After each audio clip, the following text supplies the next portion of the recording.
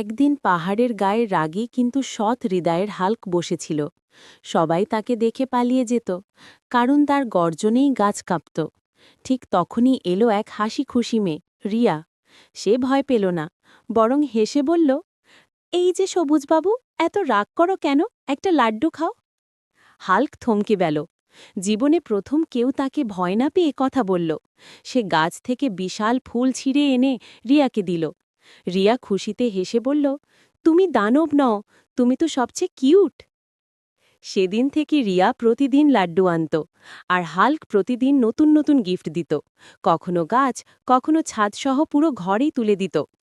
একদিন রিয়া বলল, হাল্ক, ভালোবাসা শক্তিতে নয়, হৃদয়ে থাকে।